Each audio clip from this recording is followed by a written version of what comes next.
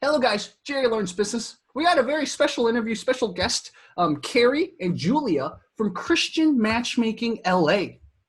Hello. Hi, guys. Julia, tell me about your history with this. What prompted you to kind of get started with this? Well, I like to think it's my Yiddish Jewish roots, but which I was actually raised Jewish. But I think what inspired me was being in LA. I had gone to a big church that had a lot of young single people. And what you were seeing were a lot of the men and all the women, very successful, very attractive, and everyone was single. And you wonder, how is that possible? Because you've got such high quality people, beautiful women. But the thing was, they didn't want to, the expression, you don't want to poop where you eat, where if things don't go well, they still see them every day at church, and you can't really get around that. And so then they look outside of their church, and then they go on the dating apps. And then on the dating apps, everyone says they're Christian, but are they really Christian? A lot of people are like Christian that they go to Easter, which is great, but not necessarily the target demo. But then you feel so desperate, you download one of those obscure Christian apps. And if you already felt bad about yourself, you download the Christian app, you see 4 men in there. One is, lives in Arkansas. You don't know how you got him. Second one is like 58, a plumber somewhere. And you're like, this is really what's left. And so we believe, and it's not to say those people aren't valuable, but they wouldn't necessarily be a compatible match for the people that we service, for each individual. So we believe that it's about, our goal is to not only match, but also coach for people who are struggling. And even at a broader level, give hope to a lot of people who feel hopeless. Our target, we have a heart for everyone, but in terms of the people that we feel the most compassion about are women in their late 30s, because they're at an age where, every year that goes by, they're less and less likely, to have offspring. And as Christian women, a lot of them really, really want offspring, want to have children. And so our goal is for everyone to find love, but we especially have a soft spot for those women as well. Wow, so interesting. How long has Christian Matchmaking LA been around? So officially about 1.5 years, but Carrie came on board last November, and that's when it really took off. Tell me about how you two met. Well, Carrie came on board as a potential matchmakee, and based on her passion, there was a spark beyond just the matchmaking, and she was really passionate about our mission. And then she had a crazy encounter, if you want to talk about that, Carrie. Yeah, so I signed up for the program. I heard about it. A few of my friends have signed up, and they're really excited. So when I found out, at that point, I was actually looking for a ministry or somebody to come alongside in LA. I was going to do missions work, and I was part of a program called World Race, and they go to 11 countries for 11 months, or I was about to go into the program. And I really felt strongly like God was telling me to stay in LA, that your mission field is in LA. So at the time, I was really looking for the needs of LA. And, you can just walk outside and there's homelessness and all these things. But I started to feel by the end of last year, one of the biggest needs was the single Christian community. So when I met Julia and just heard her heart on, what she's doing in LA, I just really knew that I had to come on board with that. And another word I felt God really strongly told me was that your mission is not places, it's faces. So when I got into Christian Matchmaking LA and the database that we have different people's pictures, and it just clicked, after that, this is where I'm supposed to be. And it's about people and serving the Christian singles of LA. So I really felt like all of this was on purpose, like God's plan for LA, and then even for us to meet. Wow. Tell me about some of the initial challenges when you launched. What were some things you had to overcome? Well, so up until when Carrie came around, this was more, I just have some friends, I have some other friends, why not match them together? Mm-hmm. But when Carrie came on board, that was when things actually, quote unquote, launched. So I'll defer to Carrie as to what were the challenges. Most of the demographic was really mostly like the West Side, because it started off at Vintage. Is that correct? Like Vintage Church. And so, I mean, we've been just started our Instagram and social media, and that's grown. I mean, we're seeing a lot of people coming from all over LA, it's been amazing, especially because like we haven't been around. I mean, it's been a year and a half, but I mean, we have over 200 members in the system. And so, and again, it's just growing and people are telling each other. So it's a lot of word of mouth, but I think one of the biggest things is more getting out there and networking. So we're trying to use our socials to do that work. I see. And you know, startups run differently, right? Some startups, they're all about metrics. Okay, we got to target this amount of users every month, et cetera. Are you guys like that? Or are you guys more kind of like, okay, let's not focus too much on the numbers and stress yourselves out? A little bit of both. And before I answer that, I will say, I know that this is Jerry Learns Business, but if business means making money, then we're not necessarily that, you know, admirable. We don't really, our goal isn't necessarily to make money. We'd be really bad at it if our goal were to make money. So just full disclosure on whether or not you should follow these practices to become the next millionaire or whatnot. Yeah, and I'm glad you clarified that, because again, I use the word business kind of loosely, like more kind of when I define business, I'm just, you know, you do what you want to do and you can kind of make a living out of it. I think that's kind of what I define business. So it might not be kind of maybe what professionals think of business, like, oh, profit and loss. Oh yeah. You know, KPIs and stuff like that. Well, to answer your question though, so we do have KPIs. We're at a high level. We should be reaching out to X number of people. We should be proposing X number of matches. We should be interviewing, you know, X percentage of the new intakes that come in for the week. However, when it comes to like, we must have this many successful matches, as you know, because it's predicated on human interaction, we can't make any guarantees. And so even when people sign up for the program, we guarantee we will introduce you and we will provide you with the option to engage in these external resources to help you. But ultimately it's up to you. Yeah, and I guess that probably is one of those challenges of any type of dating or matchmaking company, because the ends will not always turn out. You know, you can set it up, but at the end of the day, you know, it works out on its own, or there's X factors, so to speak. Yeah. You know, 2020 has been crazy, but like, what is going to happen in 2020 now? Sort of the lockdown is kind of going to get lifted and stuff. What is your plan now for the rest of the month? I guess not the month, but the rest of the year. The year's almost halfway over, which is so weird. Yeah. Kerry, do you want to answer that? Yeah, I mean, I even feel like during the pandemic or the lockdown, we were really, our message too is your love story still lives on, you know, so people were still signing up, which is amazing. We were utilizing Zoom. So we actually had a Zoom launch party, and at that party, there were over 100 people that logged in and, you know, were able to meet and mingle. So that's how we kind of navigated through the earlier part of 2020. And then even now, I think that people still may, with COVID, not want to go out, you know, and meet in person. So we do advise that people, if they're going to go out, you know, maybe do social distancing. So you can go on a hike or go on a picnic. And then we also are going to launch another Zoom like group party. So it's almost like a speed dating kind of scenario, but it's a lot different. I mean, if anybody's gone to our launch party, if they went to our launch party, they know we had different rooms. So if we set these, we're gonna set this up in the same manner. So I think just moving forward, you know, we really want to encourage people to continue to meet, and your love story still lives on. So that's our plan for always, but you know, especially during these times, we'll help people navigate through this. Yeah, sounds like you guys are really taking advantage of the technology that's available to all of us now. You know, imagine this distancing thing 5 or 10 years ago. We wouldn't have had the ability to have breakout rooms and stuff like that.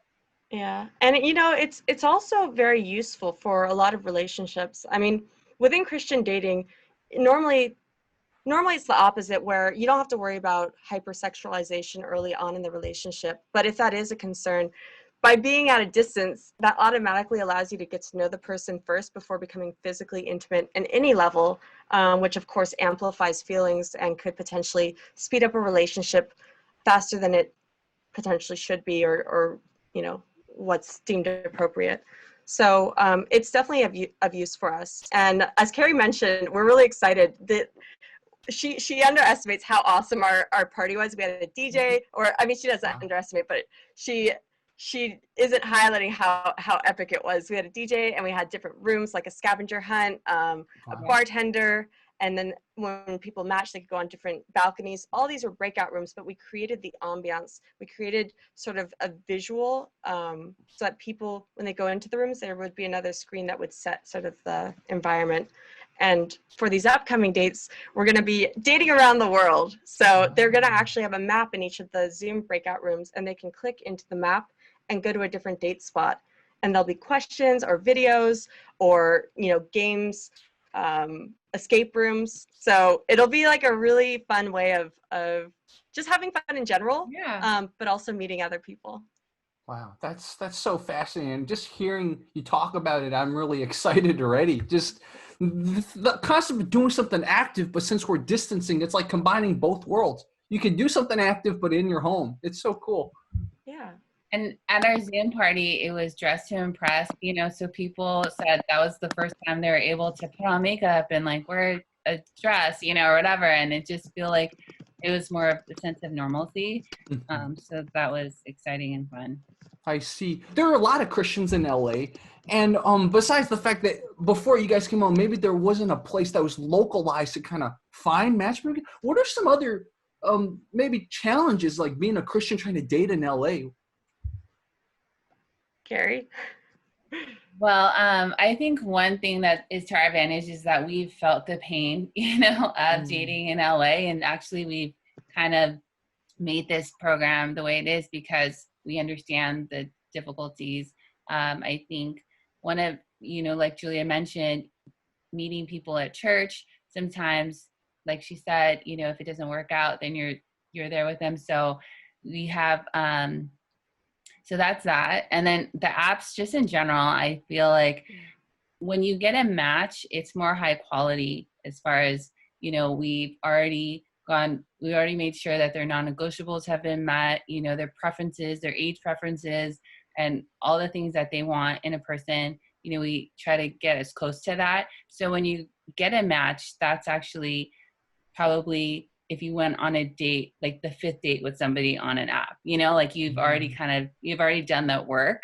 So I think the frustrating part for a lot of Christians is that, you know, you go on these dates, you're kind of like wasting time in a sense, just because it's like, you have to figure out and ask those hard questions. And then it'll be 3 dates in and you're like, oh, well, it's not going to work out because you're not a believer or whatever it may be. So I think that's like was really frustrating for me personally, was being on apps and then also not really wanting to go into the church circles that I already am in to date. Yeah. And to add to that, matchmaking in general, there's 2 main benefits that relate to taking social risks. So if you're just a normal person, you go out to a cafe and you see a really hot girl and you say, I want to approach that girl, but I don't want to interrupt her. Maybe she's scared. I don't want to say we have no shame, but we go to everyone. If we see someone online who's a friend of a friend of a friend, we will still reach out to them. We will say, hey, I don't know you at all, but I want to know, are you single? Are you in LA? And are you Christian? Because if you are, I want to interview you, vet you, and match you with one of my peoples, because we believe in capturing people from all walks of life. And there's a lot of Christians who aren't necessarily plugged into the Christian community. And those are the people we really want to bring together, because it helps those who are in the Christian community realize that there's more than just like the 10 people that they interact with on a daily basis. But B, for the other person, it helps them get plugged in and have a more meaningful relationship with God and with their world. So that it's not, I have this relationship with God, but then also have the separate, totally, you know, secular lifestyle. So now there's sort of an opportunity for those 2 worlds to merge. So that's one area where we take the social risk and go out and meet people on your behalf. The second part is, like, as Carrie mentioned, we ask questions. We ask really tough questions very early on because we need to know that. You know, we ask health-related questions, sex-related questions, things, height. You know, it's so often when you're dating someone, or the common thing for women on these dating apps is, when's an appropriate time to ask about height if it's not disclosed on their dating profile? That's just a very, very trivial question, but stuff like that, we try to get to the deeper essence of that person in the interview process and then match them accordingly. Yeah, I love it. I never even thought about the social risk part, but like you said, it's you guys do a lot of the stuff that, you know, part of the social risk is also when people are nervous, they're not themselves, right? So it's like you're taking away a lot of the missed opportunities too by mitigating the social risk. Yeah, definitely. So, Kerry, we heard a little bit about kind of like what you were doing before. What about you, Julia? What were you doing before you launched this? Well, my background is in mechanical engineering. I worked in aerospace and automotive. I shifted into supply chain. I still run a logistics software company as well as a digital marketing and staffing agency specific for the transportation space. Wow. So I can tell you're both very smart people, so it made sense you guys launched this side venture. Oh, thanks. Thanks. And Kerry, you know, what were you doing? I mean, we heard a little about your spiritual journey, your faith journey, but what were you doing before this, like job-wise too? Well, I'm actually a life coach and now dating relationship coach, and I still do that now. I've kind of like integrated that with Christian Matchmaking LA. Actually, before I was in medical sales, so I was in healthcare for 8 years, and then early last year, I was actually not happy in my job and just like really seeking like what's my purpose, and so I got into Christian Matchmaking LA, and I just feel like so much more alive. Like I really feel like I'm walking into my purpose. So, and with coaching, I'm still doing that now. And it just sounds like both of you brought so many good skills from before into what you're currently doing with Christian Matchmaking LA. Yeah. Carrie's definitely, like, when you think of the nurturing and the support, but then also on the creative side and the social media side, like that's where she really shines. And then I'm more on the technical side, the logistics, you know, bringing out the KPIs, as you mentioned, building the website, figuring out the logistics part. That's me. I mean, I will get in front of clients and I do matchmake, but I'm not necessarily going to be the one that makes you feel good inside because I'm more of a thinker versus a feeler. Yeah, we balance each other out really well. And we also have a team that we wouldn't be able to do this without. Like, so we have a team of matchmakers and people have come alongside us, consultants and, you know, mentors through this process too, or in our team as well. And I think that's a good question to ask you guys too. I tend to ask business owners, etc., people this: what do you look for when you find a team? Now, what are some of the qualities, etc., when you're hiring or looking for people to join you guys? People who are willing to go out of their way and embarrass themselves just to meet other people. They have to be going out there. And then they also have to have follow through, people who are responsive when you reach out to them, who have a strong work ethic. And who have a heart for what we're doing, you know, and that's something that early on we were seeing with people that want to come on board. They just love the vision. They love the mission. We're very much a mission focused business. So they love that. And you could see that with, you know, the way their work ethic and how they show up. And we do get a lot of people who, unfortunately, like they'll come in and they'll be like, I have a heart, like I want to volunteer and do this. And then we tell them like, this is, you know, people think matchmaking, it's like a dating app. You get two people and you just put them together. But there's a whole process that goes on internally. Like there's a whole match board where first we pray over it and then we match people and we have to write up a reasoning why we're matching, and then the other person has to approve it. And there's a lot of back and forth from there with the different clients. If that person is dating someone, it's kind of like you got to move people around.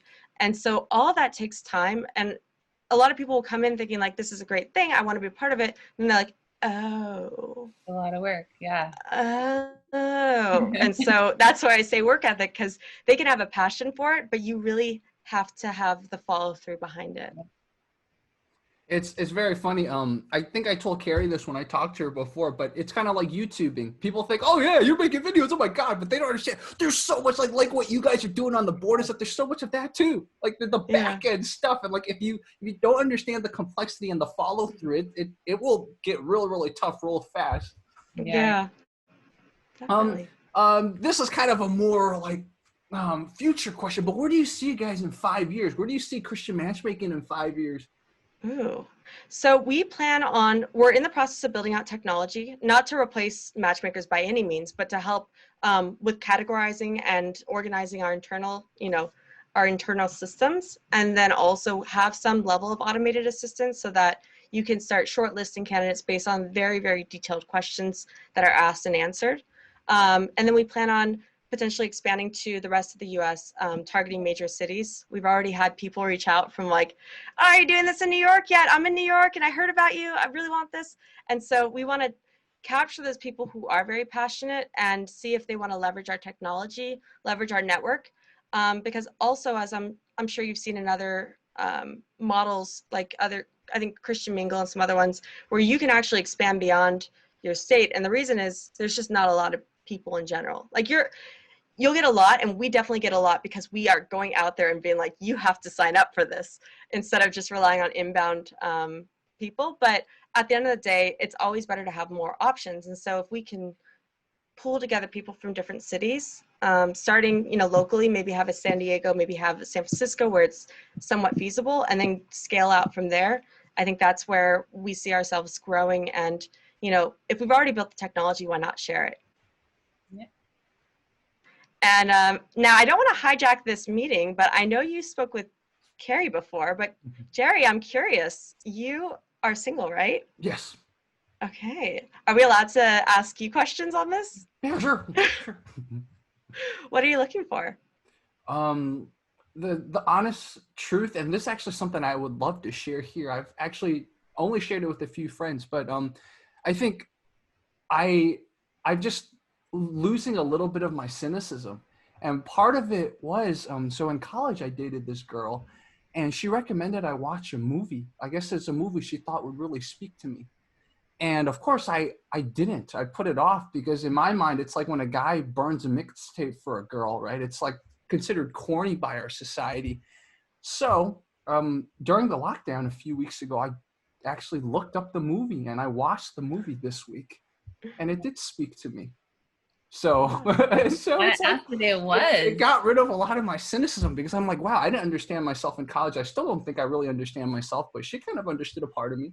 So that was pretty cool. I mean, I'm not in touch with her anymore, but I did send an email to her. I found her email through my alumni network. I'm like, dude, thank you. I just said thank you. So, I guess I'm at a very interesting transition point in my life because, I didn't even realize that someone in college got me. So I guess I'm very open-minded now. I'm more open-minded to whatever God will bring to me, I guess is the right word. Yeah. Wow. Is she still single? I have no idea. I lost touch with her in 2013. And so. But you emailed her just recently? Yeah, though? I just emailed her recently. So, but I'm honestly not expecting her to return an email because, it's been, 7 years.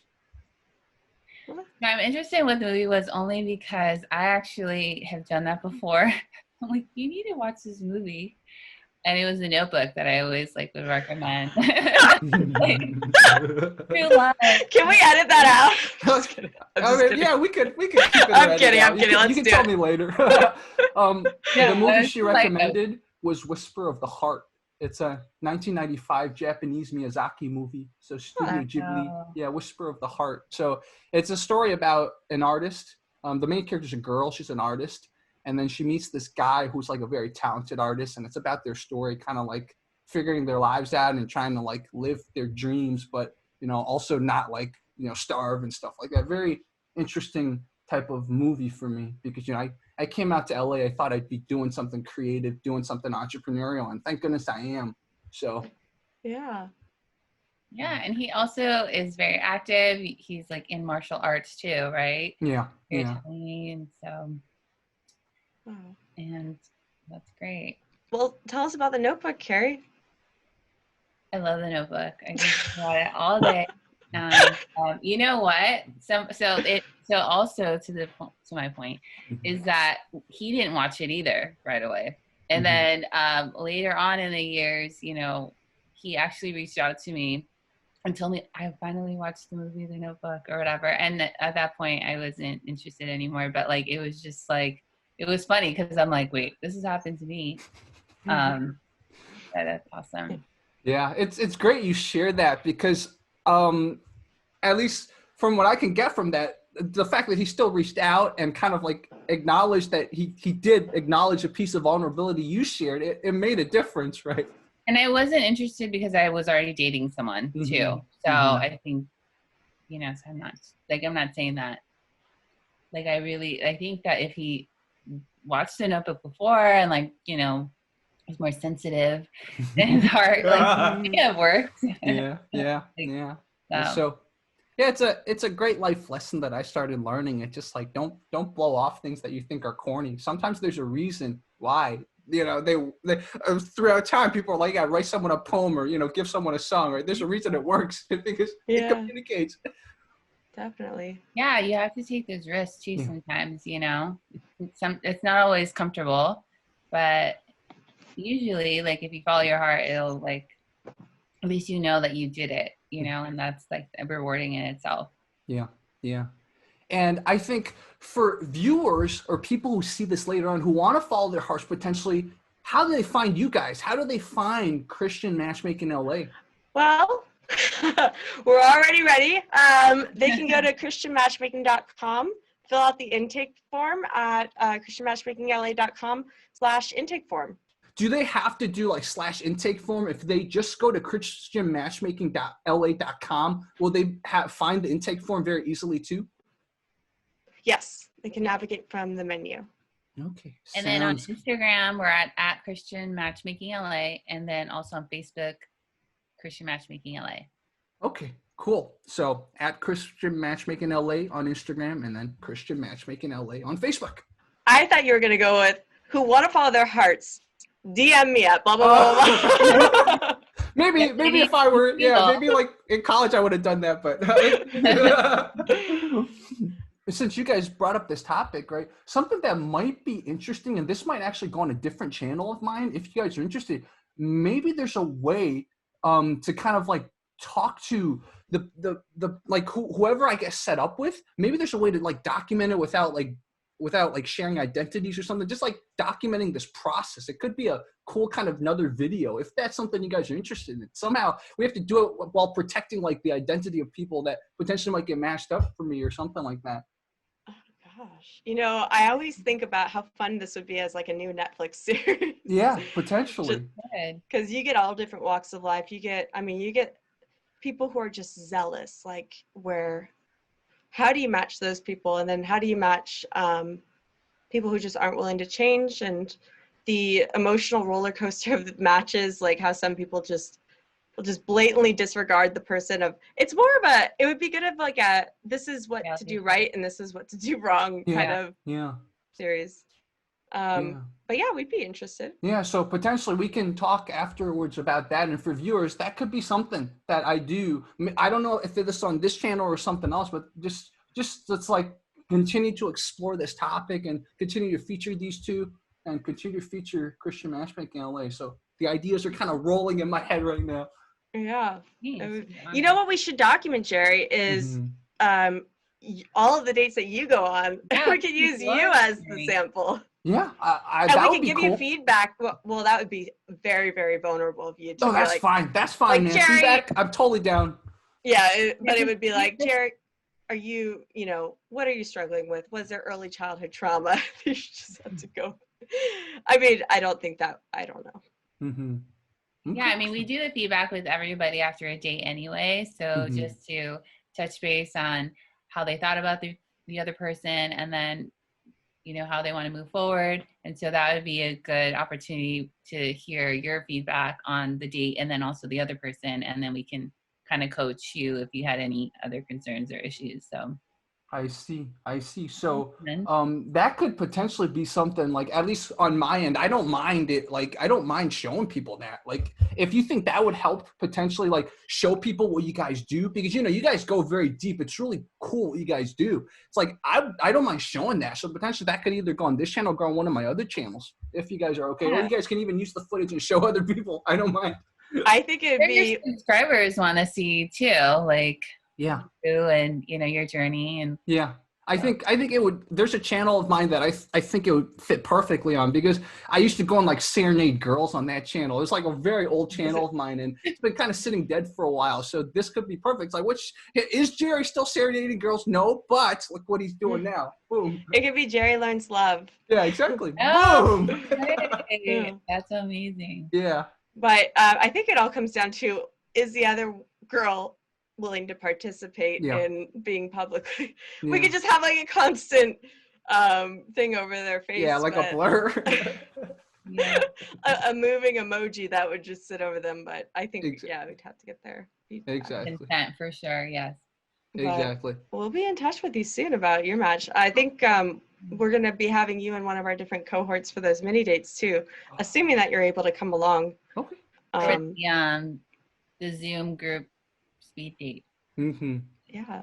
Sounds good. Sounds good. So for viewers, this was Julia and Carrie from Christian Matchmaking LA. We'll definitely bring them back. Maybe on this channel, maybe on other channels, but definitely I will see them soon, and we're gonna feature their company and follow a lot of this. So viewers who discover this channel in its infancy, thank you. And if this channel ever blows up, thank you for everyone that tunes in the future. Awesome. Thanks for having us, Jerry. Yeah. Yeah. Thank you, Jerry. Yeah, thank you too so much. Thanks. Right.